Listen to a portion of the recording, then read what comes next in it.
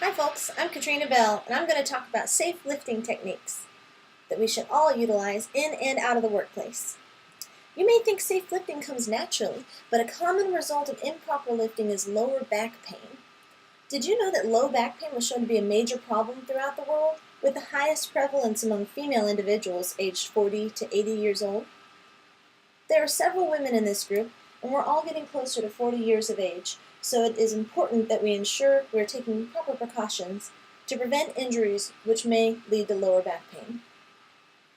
Since I work in the grocery department at Whole Foods Market, lifting is a regular activity for me. I remain conscious of my posture throughout my shift to reduce the likelihood that I will injure myself. I've been trained on safe lifting techniques in the course of my work, and I've researched the topic outside of work. This presentation is a compilation of my practical knowledge and the results of my research. With this in mind, please give me your undivided attention as I detail the importance of lifting safely, demonstrate how to lift safely, and describe movements and situations you should avoid when lifting objects. Why is it important to lift safely? Grocery store workers are at an increased risk of injury from improper lifting. As of 2000, the grocery store industry has ranked among the industries with the highest number of repeated trauma cases, and cashiers and sales workers, grocery store managers, stock handlers and baggers, and laborers incurred back injuries most frequently. The most frequently reported injuries were to the trunk of the body, particularly to the back, and the most common reasons for injuries were moving boxes, crates, and cartons. Safe lifting is equally important at home.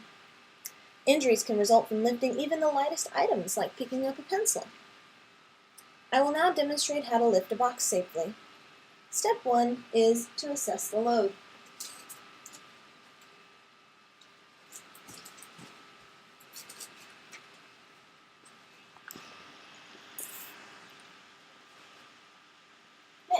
Next, determine whether the item is too heavy for you to lift on your own. If the item is too heavy, irregularly shaped, or unbalanced, ask someone to assist you.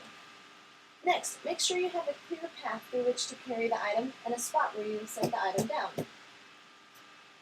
Now, move close to the object and spread your feet about shoulder width apart.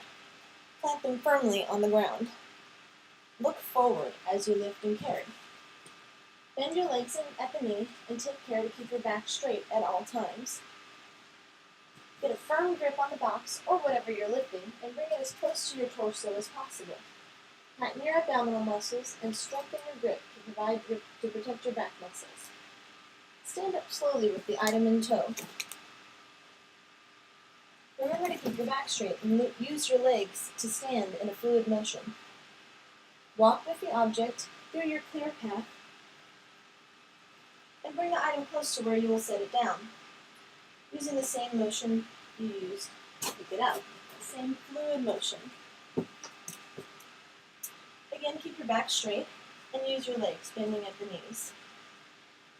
Once you have the object directly over where you want to place it, maintain your proper posture as you set it down and release your grip.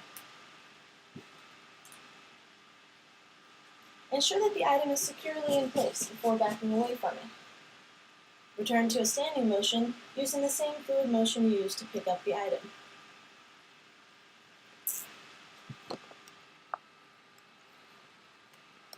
Another important part of safe lifting is knowing what movements and situations to avoid. Do not twist the body while carrying an object. Instead, pivot your feet and move your whole body, not your spine. Do not lift things above your chest level. If an item is difficult to grip, get help, or when appropriate, wear gloves with grips on them.